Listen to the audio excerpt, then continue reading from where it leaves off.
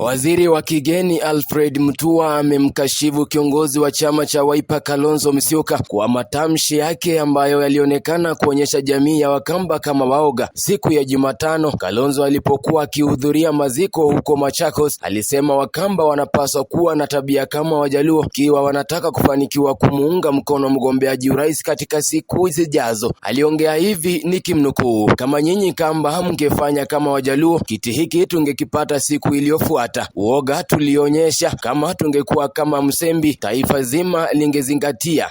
Haya mambo hayapewi kamwe, yananyakuliwa. Nenda kwa hilo." Mwisho wa nukuu. Hata hivyo, Mutua alikashifu matamshi hayo akisema kiongozi huyo wa upinzani amekosea kwa kile alichokitaja kuwa kuchochea jamii katika vurugu.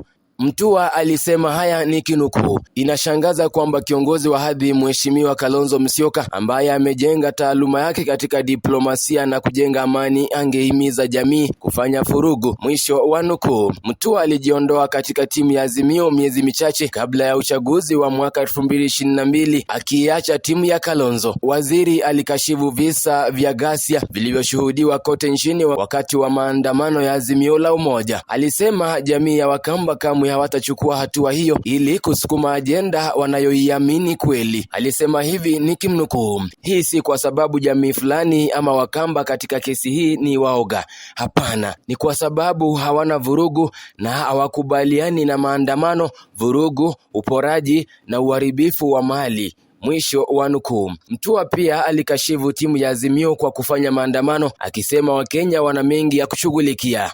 Alisema hivi nikinukuu: "Mnataka kweli jamaa zetu wachome biashara zao Machakos, Kitui, Mwingi, wote na kadhalika wanaonekana jasiri. Kujihusisha na vurugu na michakato isiyo na msingi hakumfanyi mtu kuwa shujaa." Mwisho wa nukuu. Alisema Wakenya wana imani na serikali ya Kenya Kwanza kutatua matatizo mengi nchini. Siku ya Jumapili, baada ya wiki mbili za maandamano ya barabarani yaliyosababisha vifo vya watu 3 na zaidi ya 400 kujeruhiwa na mali ya mamilioni ya pesa kuharibiwa, Rais Ruto alimtaka Raila kusitisha shughuli hiyo na kumtaka akubaliane na mazungumzo. Alipendekeza mbinu ya wabunge wa pande mbili kutatua matakwa yaliyokuwa yametolewa na muungano wa Azimio la Umoja, ikiwa ni pamoja na kuundwa kwa chombo kipya cha uchaguzi. Hata hivyo, Raila alisema hawakuafikiana kuhusu muundo wa mazungumzo hayo na akapendekeza mjadala uundwe kama ule wa timu ya Kofi Annan. Brian Kibwage, Kisii Hot TV.